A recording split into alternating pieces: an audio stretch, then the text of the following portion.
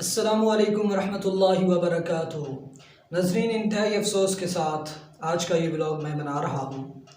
یقیناً پوری امت اس وقت، امت مسلمہ اس وقت تکلیف میں ہے، غم میں ہے، شدید غصے میں ہے کہ جس طرح سے مغرب میں، یورپ میں اسلام کے ساتھ، اسلام کے شعار کے ساتھ بیہودہ مذاق کیا جاتا ہے، اور جس طرح سے مذہبی تکلیفیں پہنچائی جاتی ہیں مذہبی لوگوں کو، اور جس طرح سے یورپی یونین خاموشی کا مظاہرہ کر رہی ہے، جس طرح سے یورپی ممالک کے اندر، مغربی ممالک کے اندر اسلام کی توہین کی جا رہی ہے، اور اس سے زیادہ تکلیف اس بات پر ہوتی ہے کہ ہمارے حکمران کیوں خاموش ہیں۔ آخر کیوں واضح پالیسی نہیں اختیار کی جاتی ان لوگوں کے خلاف؟ کیوں اتنی خاموشی کا مظاہرہ کیا جا رہا ہے؟ آخر کون سی ایسی مجبوری ہے، کون سی ایسی رکاوٹیں ہیں جس کی بنیاد پر ہم زبان کھولنے پر مجبور نہیں ہو رہے؟ ہمیں اتنا کیوں خاموش کرایا گیا ہے؟ کیوں ہماری زبانیں بند کی گئی ہیں؟ آخر وہ کون سی ایسی مجبوری ہے کہ جو اس حد تک ہمیں مجبور کر رہی ہے کہ جب فرانس کے معاملے میں، جیسا کہ آپ نے دیکھا کہ نبی پاک صلی اللہ علیہ وسلم کی گستاخی کی گئی، ہم اس وقت بھی خاموش تھے، کوئی خاطر خواہ کا جواب ہم نے نہیں دیا تھا۔ آج پھر سویڈن کے اندر جو بے حرمتی کی گئی ہے قرآن پاک کی، قرآن مقدس کی، ہم اس معاملے میں بھی خاموش ہیں۔ میں اور آپ عوامی حلقے جو ہیں، سیاسی و مذہبی عوامی حلقے، وہ تو سوشل میڈیا پر اور اپنی طاقت کے مطابق تو آواز اٹھا رہے ہیں، مگر ہمارے بڑے بڑے سیاسی و مذہبی جماعتیں وہ کیوں خاموش نظر آتی ہیں؟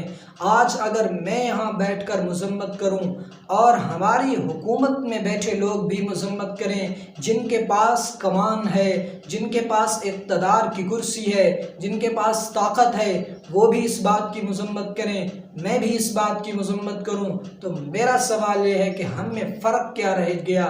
وہ طاقت کے ہوتے ہوئے بھی مذمت کریں اور میں بے بس اور مجبور ہوتا ہوا بھی مذمت کروں، تو کوئی فرق نہیں پڑنے والا۔ دوسری شکایت مجھے اپنی مذہبی جماعتوں سے ہے، مجھے اپنی سیاسی جماعتوں سے ہے۔ حکمرانوں سے تو ہمیں شکایت ہے ہی، تو ساتھ ساتھ مجھے ان سے بھی شکایت ہے، اور اپنی عوام سے بھی شکایت ہے، اپنے آپ سے بھی شکایت ہے۔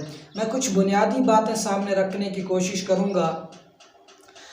جب خان صاحب کے دور حکومت میں آپ کو یاد ہوگا فرانس کے اندر جو گستاخی کی گئی تھی، اس گستاخی کے بعد جیسے مذہبی جماعتوں نے کچھ اپنی طرف سے کوشش کی تھی کہ احتجاجات ریکارڈ کیے جائیں، حکمرانوں کو بیدار کیا جائے تاکہ اس معاملے کو سنجیدگی سے لیں اور فرانس کو جواب دیں۔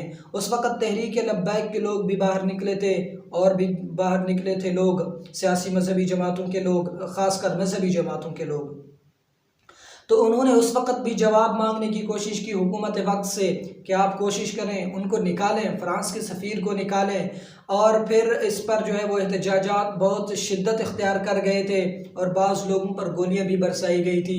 آج پھر اگر ایسا معاملہ پیش آیا ہے تو میں بھی خاموش ہوں، عوام بھی خاموش ہے۔ سوشل میڈیا کی حد تک تو ٹھیک ہے، لیکن اس کے آگے جو پروسیس ہے، اس کے آگے کا جو مرحلہ ہے، وہ ساری خاموشی کے اندر جا رہا ہے۔ ہمارے حکمران بھی خاموش ہیں، سیاسی و مذہبی حلقے بھی خاموش ہیں۔ صرف ٹویٹر پر ایک ٹویٹ کر دینے سے آپ اگر یہ سمجھتے ہیں کہ آپ نے اپنا کام پورا کر دیا ہے، تو میں یہ سمجھتا ہوں کہ ایسی بات نہیں ہے۔ صرف ٹویٹر پر ایک ٹویٹ کر دینے سے یہ معاملہ حل نہیں ہوگا، آپ کو باہر نکلنا پڑے گا، آپ کو خاطر خواہ اقدام کرنے پڑیں گے۔ ایسے ہی ادھر سے جو سیاسی جماعت کے کارکنان ہیں، وہ مذہبی جماعت کے کارکنان سے سوال کرتے ہیں کہ آپ باہر نکلیں، آپ کیوں باہر نہیں نکلتے؟ آپ اسلام کے نام پہ سیاست کرنے والے ہیں۔ ان کا سوال ہے، ایک جواب ادھر سے یہ آتا ہے، کیا ہم صرف مسلمان ہیں؟ کیا مسلمان آپ نہیں ہیں؟ کیا آپ نے کلمہ نہیں پڑھا؟ کیا یہ صرف ہماری ذمہ داری ہے، آپ کی ذمہ داری نہیں ہے؟ بات تو ٹھیک ہے، ہم سب کی متفقہ ذمہ داری ہے، اس میں سیاسی و مذہبی جماعتوں کو متفق ہو کر ایک فیصلہ، ایک پلیٹ فارم پر آنا پڑے گا۔ اور وہ یہ سوال کرتے ہیں کہ جب ہم باہر نکلے تھے تو حالت یہ تھی کہ سیدھے فائر کر دیے گئے تھے ہم پر سیدھی گولیاں برسا دی گئی تھی، اور کس حالت میں ہم پروٹیسٹ احتجاج کریں، کس حالت میں آئیں؟ حکومت وقت سیدھے فائر مارنے لگ جاتی ہے۔ بہرحال میں یہ سمجھتا ہوں یہ دونوں طرف سے جو لفظی گولہ باری ہے اسے ختم کیا جانا چاہیے، اور متفقہ طور پر ایک سٹیج پر آ کر ہم سب کو مل کر کے اپنے دین کے لیے، اپنے اسلام کے لیے باہر نکلنا پڑے گا، اور اپنے حکمرانوں کو مجبور کرنا پڑے گا کہ وہ اس حوالے سے ایک مضبوط لائحہ عمل تیار کریں، ایک مضبوط پیغام جاری